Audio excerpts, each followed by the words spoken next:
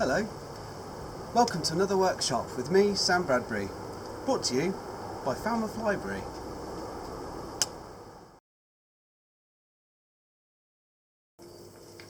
Hi folks, welcome to another art workshop brought to you by myself, Sam Bradbury, and Falmouth Library as well, as part of their Silly Squad Summer Reading Challenge. So, in this video we're going to be making, or learning how to make I should say, a juggling octopus. You can see this one here, he's got amazing googly eyes, slightly wobbly legs, and he's juggling all sorts of things here. He's got furniture, wine glass, cameras, animals, all sorts of different stuff. I've got another one just here. I think this one's a bit more like what we're going to do, because this one, there's no bottom of the sea in that one. But in this one, I've got a nice little sandy bottom. So we're going to do, you're going to be creating something like this. And this one's juggling a woolly mammoth, all sorts of animals. And again, it's got those amazing googly eyes. So to start with, we need to look at what we're going to need.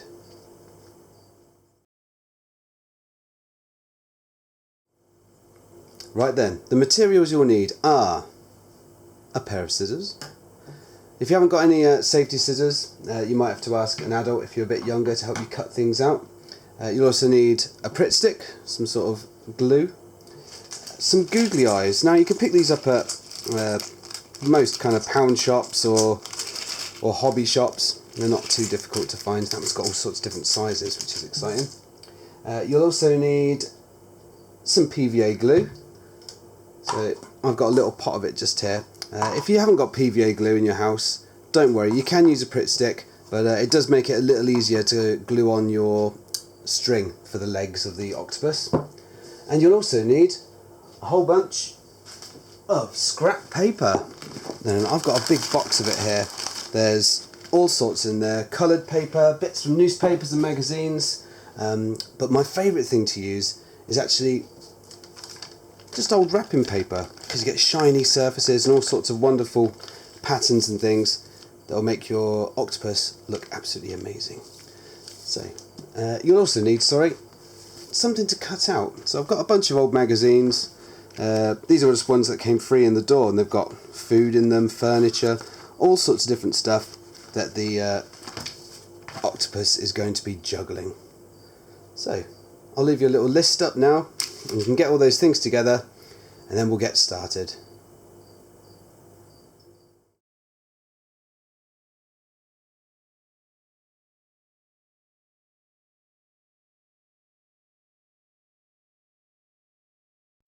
Okay, let's get started. This is going to be our background colour.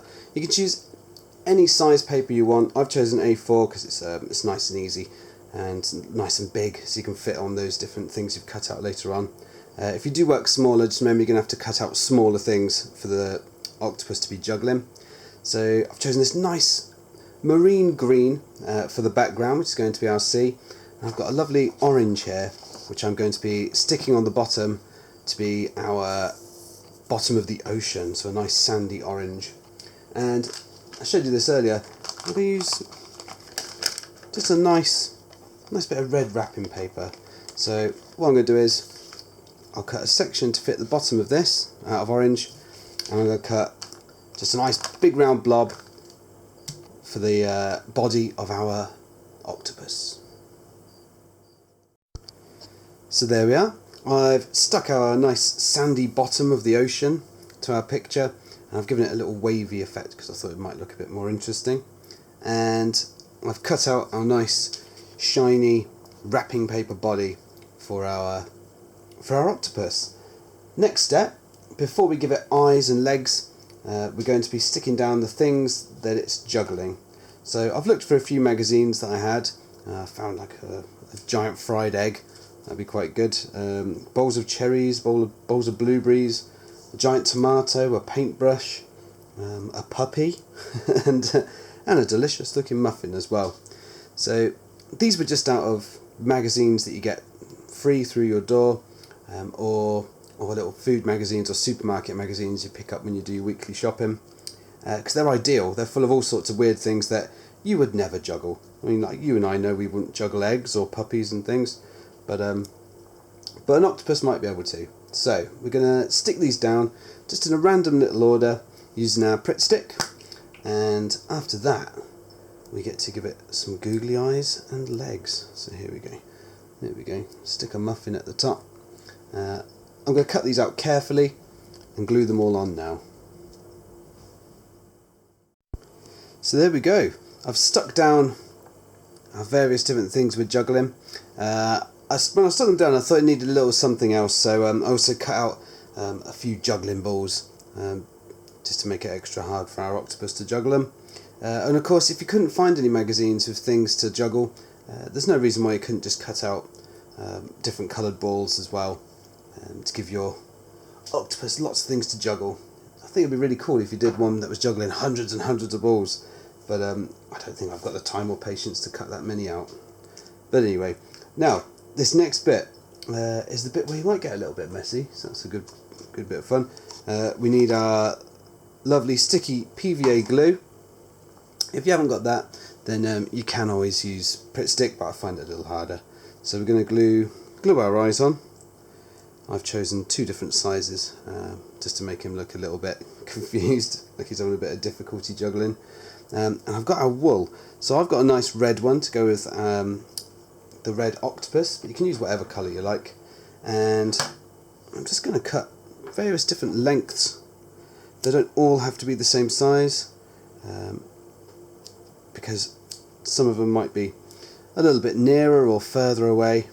You might be reaching really far to catch something, or you might be just catching something close to him. Now then, I've lost count of how many I've done now. You only need 8 legs if you're doing an octopus. I've probably done about 10 now, so I'll just choose 8 of them when I glue them down. And the idea is, once you've glued your eyes and things on as well, you won't glue the whole string, because that's going to get very messy. You're just going to be gluing the ends of them. So for this one, I'm just going to dab a bit on that end, and then dab a bit of glue on that end. And I'm going to have him reaching up for the dog with this arm, and then I'll glue that to the side of his body. Now you are going to get sticky fingers. I'm going to leave this bit loose, because when it's finished and it's all dry, it looks really good with the arms hanging down. It makes him look like he's properly juggling. So I'm going to continue now, and I'm going to have different arms just in different places. It doesn't have to be perfect, because it is meant to be a little bit silly, a little bit wacky. So remember, just glue your ends and use 8 bits of string to give him 8 legs.